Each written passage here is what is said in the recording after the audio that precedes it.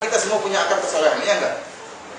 Oleh karena itu, orang dari sini kita tahu bahwasanya mengkiaskan antara orang soleh dengan Nabi itu kias yang batil. Bagaimana disamakan orang zaman model seperti kita ini dengan Nabi Shallallahu Alaihi Wasallam? Nabi Shallallahu Alaihi Wasallam luar biasa. Seluruh kebaikan orang yang setelah Nabi Shallallahu Alaihi Wasallam akan mengalir kepada Nabi Shallallahu Alaihi Wasallam. Terus faedah juga dari hadis tadi, hadis bahwasanya barang siapa yang menunjukkan kepada kebaikan, maka bagi dia pahala orang mengamalkan. Kita tahu bagaimana keutamaan para sahabat. Karena sahabat adalah generasi pertama yang diajar langsung oleh siapa? Rasulullah SAW. Seluruh ilmu yang sampai kepada kita, Islam yang sampai kepada kita melalui siapa? Melalui sahabat. Semua ilmu yang sampai kepada kita itu melalui para sahabat. Oleh karena itu para sahabat generasi terbaik. Tatkala Allah mengatakan dalam Al-Quran, kuntum khaira ummatin, kalian adalah umat terbaik. Itu khitab tadi, itu pertama kali ditujukan kepada siapa? Kepada para sahabat. Tatkala Allah dalam Al-Quran, kuntum, wahai orang-orang beriman, kalian adalah umat terbaik. Siapa? Maksudnya para sahabat. Kalau kita ingin terbaik, jadi baik seperti para sahabat, kita ikuti para sahabat. Kemudian juga tatkala Allah mengatakan, was-sabiqunal awwaluna minal muhajirin wal ansar walladzina tabauhum bi ihsan radhiyallahu anhum wa radu an wa adda lahum jannatin tajri tahtaha al-anhar khalidina fiha abada. Kata Allah Subhanahu wa taala, was-sabiqunal awwalun, orang-orang yang dahulu masuk Islam dari kalangan muhajirin dan ansar, ribuan jumlah mereka.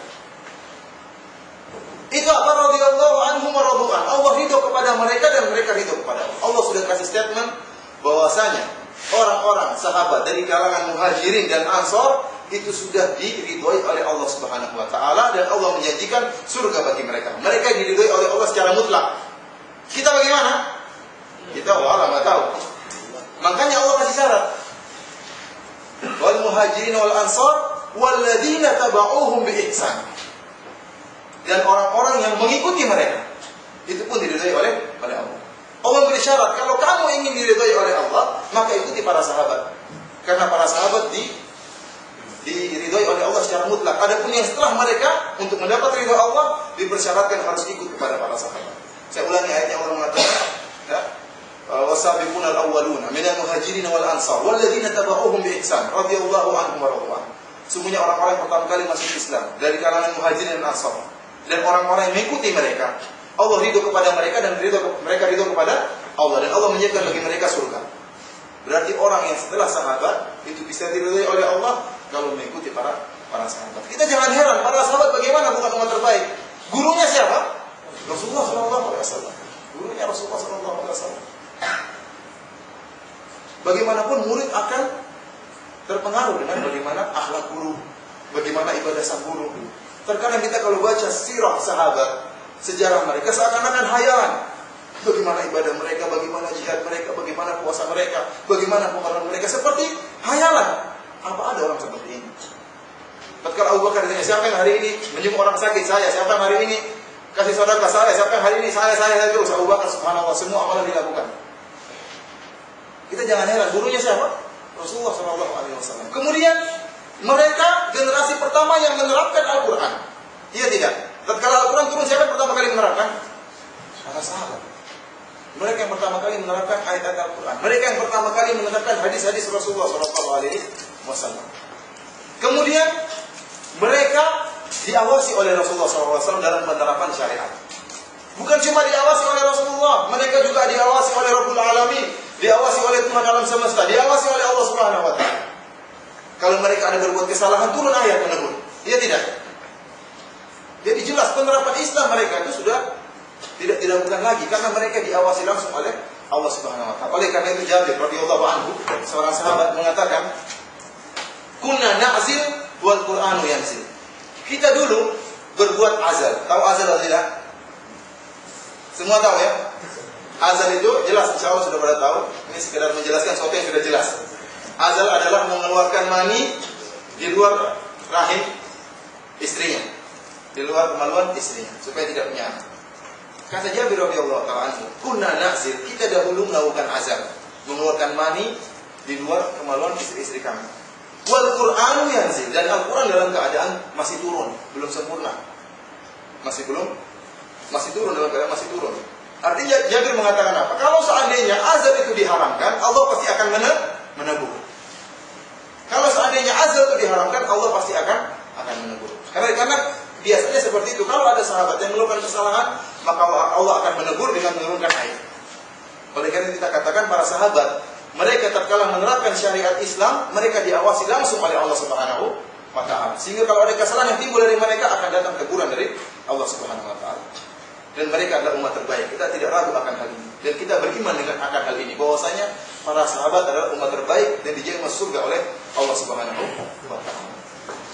Oleh karena itu, ikhwan fillah azza wa jalla yang dimuliakan sekalian, merupakan bentuk kriminal yang paling besar yang dilakukan oleh orang-orang Syiah, yang mengatakan bahwasanya para sahabat semuanya murtad. Kata orang Syiah, sahabat semuanya murtad kecuali cuma 6 orang. Kecuali cuma 6 orang. Ini terdapat dalam buku-buku mereka, buku akidah mereka. Sebagian mereka mengatakan masih baik. Ada yang mengatakan 12, ada yang mengatakan paling banter di antara mereka mengatakan cuma 18 orang yang tidak murtad. Yang lain semuanya murtad.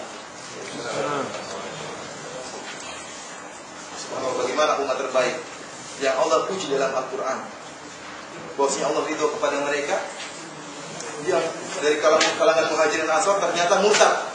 Dikatakan oleh orang Syiah mereka murtad. Mereka mengkafirkan Abu Bakar, mereka mengkafirkan Umar.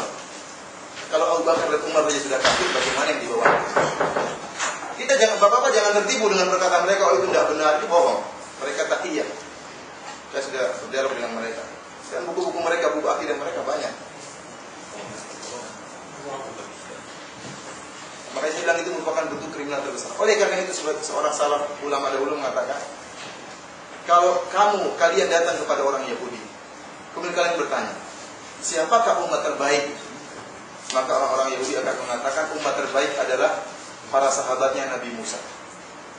Umat terbaik adalah para sahabatnya Nabi Musa. Kalau kalian datang kepada orang-orang Nasrani, kalian bertanya kepada mereka, siapakah umat terbaik? Mereka akan mengatakan umat terbaik adalah Hawariyun, para pengikut Nabi Isa, sahabatnya Nabi Isa. Tapi kalau kalian datang kepada orang Syiah, kalian tanya, siapa umat terburuk? Kata mereka sahabatnya Nabi Muhammad SAW. Subhanallah. Bagaimana mereka mengkafirkan Abu Bakar, bagaimana mereka mengkafirkan Umar. Sedangkan Ali yang mereka agungkan, Ali itu punya anak namanya Abu Bakar, Ali itu punya anak namanya Umar, Ali itu punya anak namanya Utsman. Kok bisa Ali radhiyallahu anhu punya anak namanya Abu Bakar, Umar dan Utsman? Kalau kita punya anak, kita kasih nama Firaun? Atau kasih nama George Bush? Kira-kira punya anak kasih nama George Bush? Kita tidak bakalan kasih nama anak kita George Bush atau Firaun, enggak. Kita akan berikan nama anak kita nama orang yang paling kita cintai, iya enggak? Ya. Oleh karena itu, Ali radhiyallahu anhu di antara anak-anak beliau ada Hasan dan Husain, kemudian ada juga Abu Bakar, ada Umar, ada Utsman, anak-anak beliau. Dan ini yang dibingungkan oleh orang Syiah. Kok bisa Ali punya anak namanya Abu Bakar, Umar dan Utsman? Sebagian mereka mengingkari sejarah, enggak benar. Namun ada orang Syiah lain yang membantah juga, itu benar bahwasanya Ali itu punya anak namanya Abu Bakar, Umar dan Utsman. Ada yang mengatakan Ali hanya sekedar supaya mujamalah, basa-basi. Subhanallah, dia basa-basi sampai anaknya jadi korban dinamakan Firaun. Oleh karena itu sungguh bahaya sekali namanya Syiah ya. Mereka akan datangkan syubhat, katanya begini dalam sejarah, begini dalam sejarah, dan sejarah itu banyak yang bohong. Dalam sejarah itu banyak yang bohong. Subhanallah, tatkala mereka mencela para sahabat, sungguhnya mereka mencela agama kita ini. Agama ini sampai dari jalan siapa? Al-Quran ini sampai dari jalan siapa? Dari jalan sahabat. Kalau nggak ada sahabat, Al-Quran tidak akan sampai kepada kita.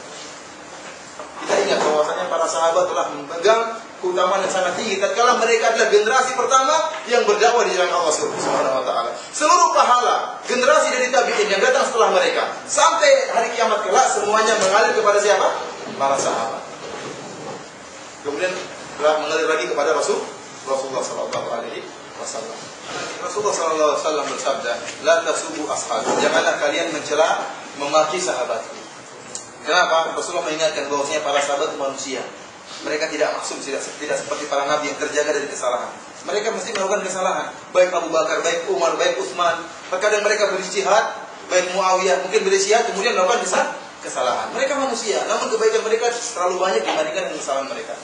Rasulullah mengingatkan, jangan kalian menjadikan kesalahan para sahabat sebagai sarana untuk memaki mereka, untuk mencela mereka. Rasulullah mengatakan, la tasubbu ashabi, jangan kalian mencela para sahabatku. Lau anna ahadakum anfaqa mithla Uhudin dhahaban ma balagha ma balagha mudda ahadihim wala nasifa.